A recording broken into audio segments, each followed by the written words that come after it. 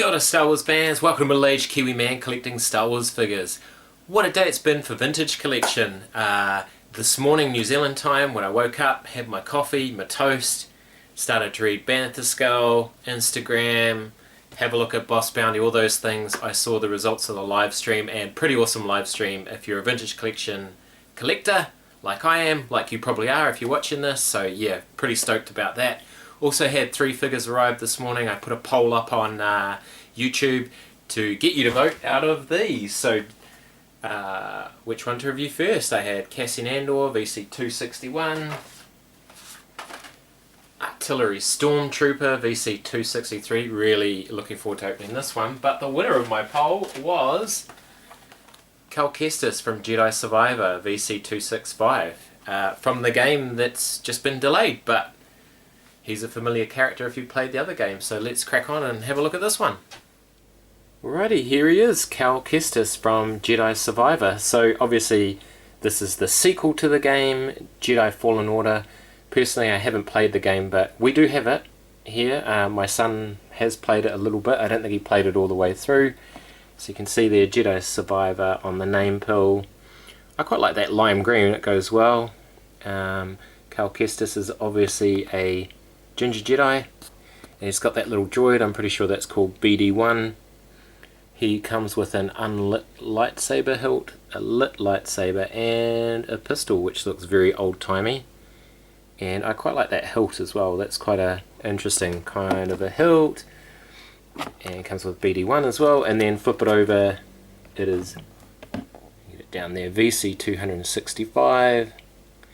And there you go, 23051. It was made on the 305th day of 2022. It takes too long to work it out. I guess that was the end of October, maybe. The other figures in the wave, my previous video sort of went over those. And yeah, all good. So, quite a nice image. I assume that's from the game.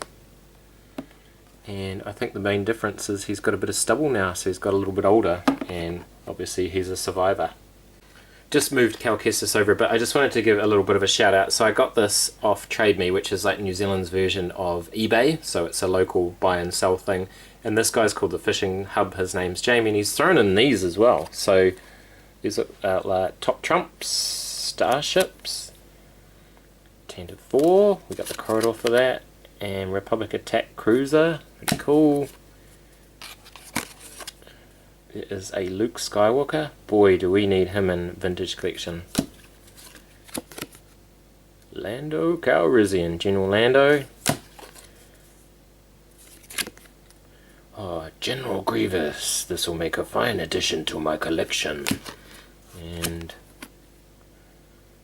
cool, Droidica. Thanks very much for chucking those in, mate. Appreciate that. Okay, down here nice and tight, we'll get a good look at the accessories again. Here's the unlit lightsaber hilt. I quite like that design, sort of like a tuning fork at the end, and you can see there's a peg there to strap it into his belt, and there is the lit lightsaber. Very nice. I'm not a lightsaber expert, but I have seen pictures of that lightsaber online and people have done stuff to it. And this pistol, which looks very much like a old western kind of pistol, and then BD1. BD1, looking fantastic. Got a bit of articulation on the head. Looks really neat. Neato. And then just for comparison, because he's quite a small droid, but he's not as small as little Lola. Let's get her set up and get my big fat thumb out the way. Come on, Lola, stand up. Here we go. So he's little, but he's big compared to Lola.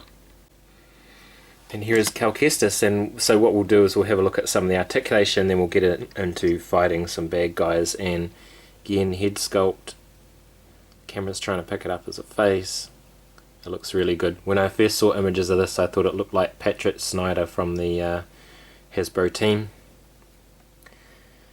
What's he got? He's got, oh, normal kind of shoulder articulation, goes all the way around. It's a ball hinge, same on the elbow, and you can get just a little bit over 90 degrees there. He's got swivel and up and down hinge on both wrists. I like this little bracelet he's got, that's a nice detail. The paint job is really good. The photo reel these days is just bang on. This vest appears to be an extra sculpted bit that's over the top, but you can't really get that off. Oh no, sorry, that is just the torso sculpt. Got the little hole there for his lightsaber. He's got a holster, and the holster is a separate piece, the belt and holster, so it does move around. And let's just check. Does the gun go in nicely? I bet it does. Oh yeah. The TVC sculptors these days are amazing. Oh yeah, it's got the new barbell hips, so that's pretty cool. We got thigh swivel as well, just for a bit of extra posability. John Moran. And those new knee joints as well I really like. So the knee's hidden at the front, but it bends really well at the back. And of course he's got rocker ankles, so that'll be interesting to see. Oh yeah, peg hole is so shallow, so basically no chance of getting him on a stand. Nick, only one Kenobi. I think me and Nick are probably the only ones that really care about the peg holes. But yeah, so let's get them all posed up. So like I said earlier, I haven't played the game. I do know of the game though, and I imagine in that game you're doing lots of leaping about and Jedi fighting and stuff, and he definitely has all the articulation that you need to be in a fight. He easily holds the lightsaber in two hands. You can even get sort of like an Anakin Skywalker type. You can get that right over the back of his head. And can we do that?